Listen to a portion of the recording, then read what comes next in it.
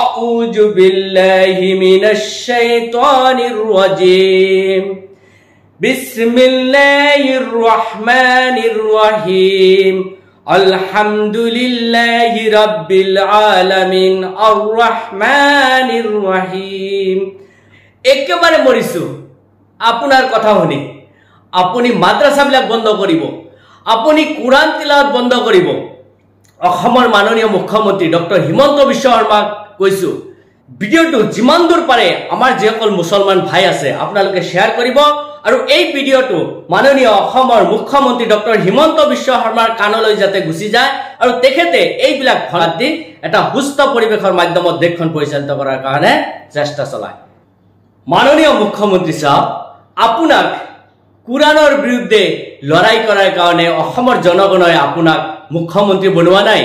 আপোনাক বাইবেলৰ বিৰুদ্ধে, আপোনাক ৰামায়ণৰ বিৰুদ্ধে, গীতাৰ বিৰুদ্ধে যুদ্ধ কৰাৰ কাৰণে অসমৰ জনসাধাৰণে আপোনাক ক্ষমতা দিয়া নাই। আপুনি নিজৰ যি দায়িত্ব আৰু কৰ্তব্য সেইবিলাক পালন কৰি থাকক। আপুনি বাৰে বাৰে এটা জাতিক টাৰ্গেট কৰি যি কথাখিনি কৈছে সেই কথাখিনি কেতিয়াও এজন মুখ্যমন্ত্ৰী হিচাপে তাৰ মুখেদি ওলোৱাটো উচিত নহয়। আপুনি কেইদিনমান ধৰি আকৌ আৰু এটা নতুন নাটক আৰম্ভ কৰিছে। সেই নাটকটো হৈছে আপুনি গোটেই অসমৰ পৰা মাদ্ৰাসাবিলাক বন্ধ কৰি দিব। আপুনি মাদ্ৰাসাখিনি বন্ধ কৰি অসমত কেৱল ডক্টৰ আৰু ডক্টৰ বনাই দিব।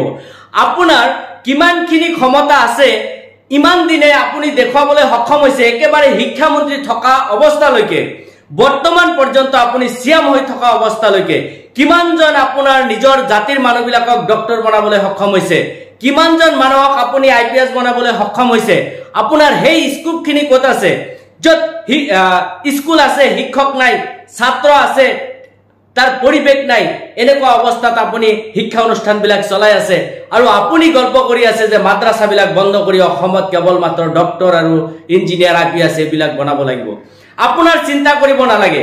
বৰ্তমান অসমৰ মানুহবিলাক সুস্থিৰ, তেওঁলোকে কেনেকৈ নিজৰ ল'ৰাক আইপিএছ বনাব, কেনেকৈ নিজৰ ল'ৰাক ডক্টৰ বনাব, সেই সকলো দায়িত্ব তেওঁলোকে বহন কৰি আছে।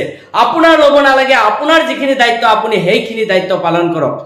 আমি অতিকৈ আচৰিত হৈছো, আপুনি অসমৰ পৰা আপুনি মাদ্ৰাসা বন্ধ কৰি কোৰআন তেলাওয়াত বন্ধ কৰিব নোৱাৰে, মৌলানা হাফিজ এইবিলাক বন্ধ কৰিব নোৱাৰে।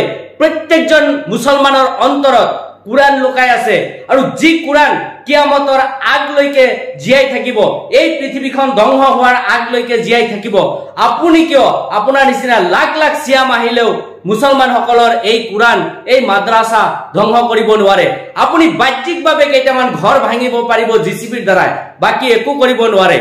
আমি লং পেন্ট পিন্ধা মানুহ হিচাপেও আমাৰ অন্তৰত সেই আল্লাহৰ বাণীখিনি আছে আৰু মানুহৰ এজনৰ চিনাৰ পৰা আন এজন মানুহলৈ এই কোৰআন তিলাওয়াত চলি থাকিব কিয়ামত পৰ্যন্ত। আপুনি একো কৰিব নোৱাৰে। আউযু বিল্লাহি মিনাশ শাইতানিৰ ৰাজীম বিসমিল্লাহির রহমানির রহিম আলহামদুলিল্লাহি রাব্বিল আলামিন আর রহমানির রহিম মালিকি ইয়াউমিদ্দিন ইয়্যাকা না'বুদু ওয়া ইয়্যাকা নাস্তাঈন ইহদিনাস সিরাতাল মুস্তাকিম সিরাতাল্লাযীনা আন'আমতা আলাইহিম গায়রিল মাগদুবি আলাইহিম ওয়ালাদ-দাল্লিন। মাননীয় হিমন্ত বিশ্ব শৰ্মা সাহেব, আপোনাক মই কৈছো, মই এজন লং পেন্ট পিন্ধা মানুহৰ অন্তৰত যদি আল্লাহৰ বাণী আছে, এতিয়াও লাখ লাখ কৰোৰ কৰোৰ মানুহৰ সিনাৰ ভিতৰত, এই সিনাৰ ভিতৰত কোৰআন লুকাই আছে।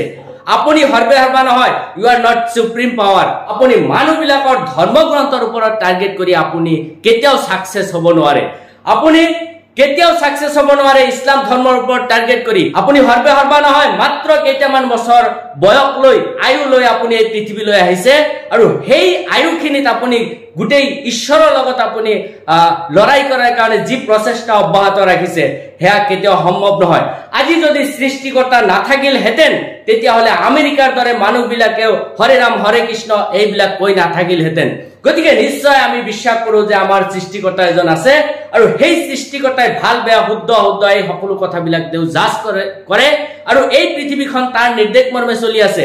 আপোনাৰ নিচিনা হিমন্ত বিশ্ব শৰ্মা বা লাখ লাখ তেনেকুৱা হিমন্ত বিশ্ব শৰ্মাৰ দ্বাৰাই পৃথিৱীৰ এটা বিন্দু মাত্ৰ পৰিচালিত কৰাৰ সক্ষমতা নাই গতিকে আমি আল্লাহক বিশ্বাস কৰো সৃষ্টিকৰ্তাক বিশ্বাস কৰো আপোনাক আমি ভয় কৰাৰ কোনো কাৰণ নাই তেখেতৰ বাণী তেখেতে ৰক্ষণাবেক্ষণ দিব গতিকে আপুনি সাধাৰণ মানুহবিলাকক অযথা হাৰাশাস্তি কৰি আপুনি সাধাৰণ মানুহবিলাকক অযথা কষ্ট দি আপুনি কেতিয়াও সাকসেস হ'ব নোৱাৰে আপুনি ভাল কাম কৰক আপোনাক প্ৰত্যেকটো জাতি জনগোষ্ঠীৰ মানুহে ভাল পাব আজি শংকৰদেৱে হওক আজি হযৰত মুহাম্মদে হওক আজি যিমানবোৰ মহাপুৰুষ এই পৃথিৱীৰ পৰা বিদায় লৈছে তেওঁলোকে ভাল কাম কৰি গৈছে তেওঁলোকে দৈশ্যৰ দৰে কাম কৰি ৰাৱণৰ দৰে কাম কৰি তেওঁলোকে পৃথিৱীত জিলিকি থাকিব পৰা নাই গতিকে আমি আশা কৰিছো যে আপুনি সকলো জাতি জনগোষ্ঠীক লৈ এটা মিলাপ্ৰীতিৰ বান্ধনৰ ভিতৰত আপোনাৰ শাসনখিনি পৰিচালিত কৰক সকলোৱে ভাল পাব